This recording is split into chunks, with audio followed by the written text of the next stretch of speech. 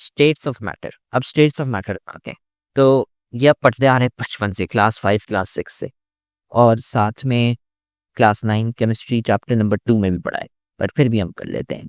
Matter जो है आपका, उसकी 3 स्टेट्स अभी तक आपने पढ़े हुए हैं, ठीक है, solid liquid gas. Next topic में, ठीक है, जो नेक्स्ट लेक्चर है जो 7.4, उसमें आप पढ़ने वाले एक नया state of matter, fourth state of matter, वो होता है आपका प्लाज्मा। असल में अभी तक हमारे पास आई थिंक सो 22 या 23 स्टेट्स ऑफ मैटर्स है दुनिया में, ठीक है। आप सिर्फ पढ़ने वाले हैं 4, उससे ज़्यादा नहीं पढ़ने वाले, ठीक है, लेकिन सुलन है 23, लेकिन सिर्फ आपके सिलेबस तक 4 है, ठीक है। अब जो आपके मैटर है, ठीक है, उसमें क्या होते हैं, पार्टिकल्स होते हैं, एटम्स या मॉलिक्यूल्स, ठीक है। जितना ज़्यादा गैप होगा तो मतलब उनकी स्टेट चेंज होती जाएगी, ठीक है। अगर वो बहुत ही पास में एक दूसरे से, ठीक है, तो क्या होता है, वो सॉलिड होते हैं। बहुत दूर है, थोड़े से और दूर है तो लिक्विड, बहुत दूर है तो गैस। अच्छा एक सेकंड, नहीं, डायग्राम यहाँ पे उल्टी बनाई है, ये गैस होगा, ये सॉलिड होगा। तो अब क्या किया होगा इस किताब में, खैर कोई नहीं, ये है ना, इसका ख्याल रखें, ये यहाँ पे उल्टा लिखा हुआ है इन्होंने, ठीक है। तो ये होते हैं आपके स्टेट्स ऑफ मैटर, ठीक है। अब इनमें जो मेन जो डिफरेंसेस हैं, ठीक है, क्या है कि इनमें है ना अट्रैक्टिव फोर्स होती है। आपने एक फोर्स पढ़ी हुई है केमिस्ट्री में कि यार इनके बीच में एक अट्रैक्टिव फोर्सेस होती है, ये एक दूसरे को अट्रैक्ट कर रहे होते हैं, जिसकी वजह से है ना वो एक साथ खड़े हुए होते हैं। तो जितनी ज़्यादा अट्रैक्टिव फोर्स है तो उतने ज़्यादा वो क्लोज हो पाते हैं, ठीक है।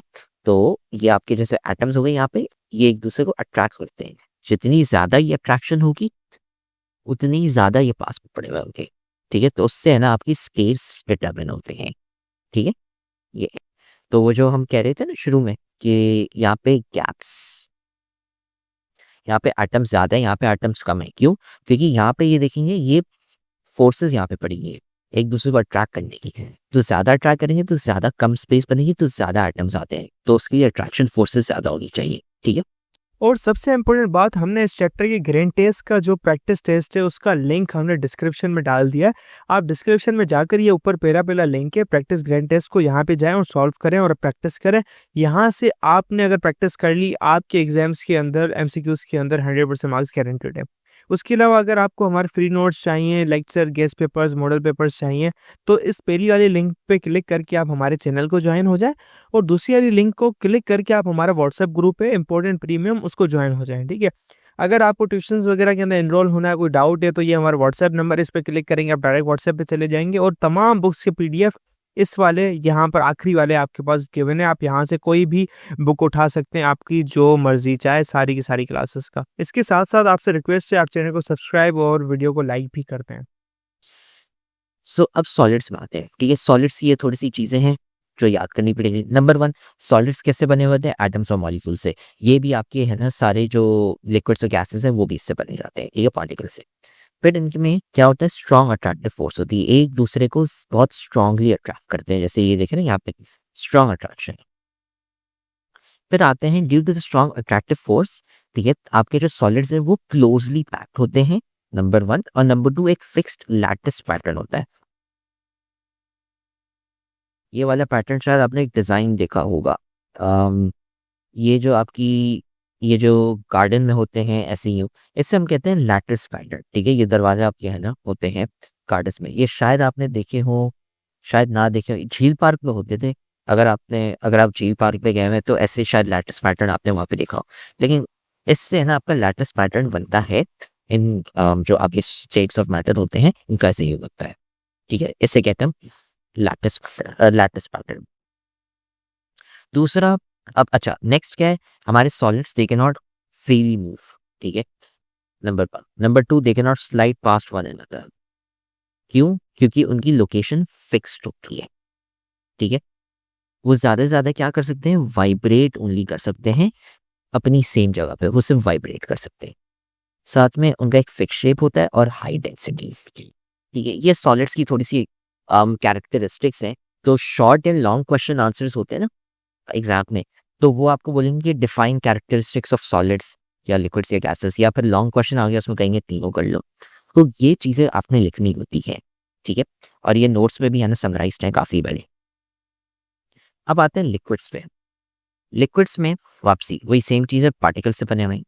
अब फिर नेक्स्ट क्या बात आती है, वही सेम चीज़ जो हमने सॉलिड के लिए पढ़ी थी ना, वही रिपीट हो रही है यहाँ पे नीचे। ये देखें अट्रैक्टिव फोर्स है, ठीक है।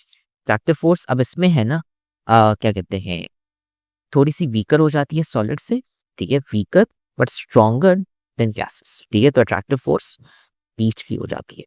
फिर डिस्टेंस जो है वो बढ़ जाता है, ठीक है, पार्टिकल्स के बीच में, उसकी वजह से। क्यों? क्योंकि अट्रैक्टिव फोर्स इतनी स्ट्रॉन्ग नहीं है लेकिन फिर भी पास में है।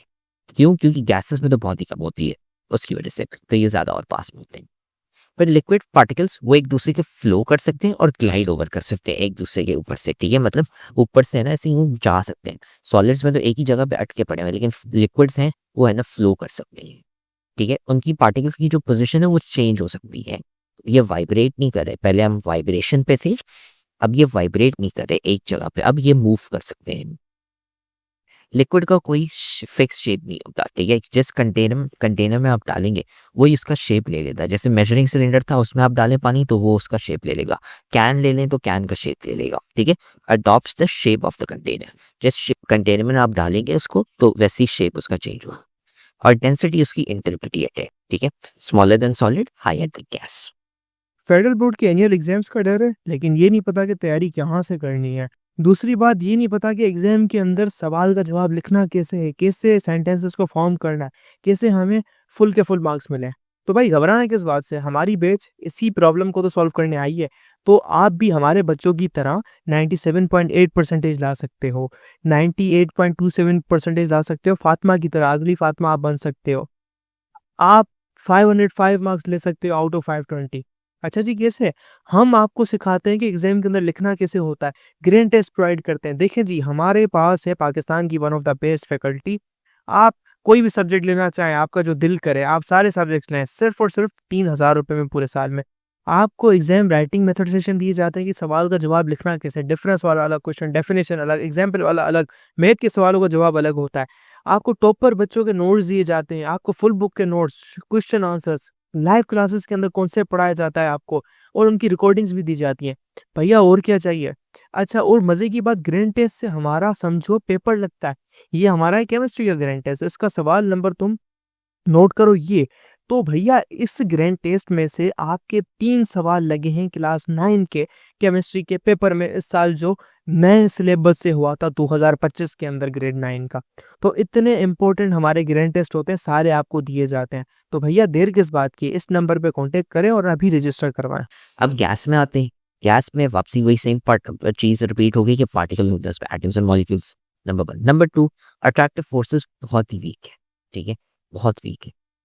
उसकी वजह से बहुत दूर होते हैं एक दूसरे से, ठीक है। जो डिस्टेंस है अब तो बहुत दूर हो जाता है। जैसे ये देखें, यहाँ पे काफ़ी दूर है, यहाँ पे पास है, लेकिन यहाँ पे तो बहुत है, करीब ये यहाँ पे दूर पड़े हुए। फिर उसके बाद पार्टिकल्स जो आपके हैं वो हमेशा रैंडम मोशन में होते हैं, एक दूसरे से कोलाइड कर रहे होते हैं, सिर्फ हिल रहे होते हैं, मूव कर रहे होते हैं, हमेशा एक जगह पे अटके नहीं हुए थे। जैसे आपके सॉलिड्स थे वो एक ही जगह पे फिक्स्ड पड़े हुए, दे कैन नॉट मूव। लेकिन नहीं, गैसेस आपकी मूव कर सकती है और वो हमेशा रैंडम मोशन में होती है, मूव कर रही होती हैं एंड एक दूसरे से टकरा रही होती है एक दूसरे से, या फिर जिस कंटेनर में आप रखें, जैसे कोई मेजरिंग सिलेंडर में गैस ले लें या कोई दीवार होगी, उससे ना टकरा रहे होते हैं हमेशा। फिर साथ में फोर्सेस जो मॉलिक्यूल्स के बीच में, वो ऑल बहुत छोटी हैं, ऑलमोस्ट ना होने के बराबर, लेकिन फिर बहुत छोटी छोटी सी है फोर्सेस, ठीक है। ये हो गई फोर्सेस। फिर उसके बाद गैसेस जो हैं उनका कोई फिक्स शेप नहीं होता और ना वॉल्यूम होता है कोई, ठीक है, ना शेप ना वॉल्यूम, ठीक है। ये हो गया, जिस भी कंटेनर में आप डालेंगे वो उसका शेप लाइक सॉर्ट ऑफ ले लेंगे। अब जो गैसेस हैं वो सबसे लीस्ट डेंस है, ठीक है। सो अब ये एक टेबल है जो है ना इसको समराइज करता है। Density high medium low, regular pattern, randomly arrange और रैंडमली अरेंज, ये दोनों ही सेम है।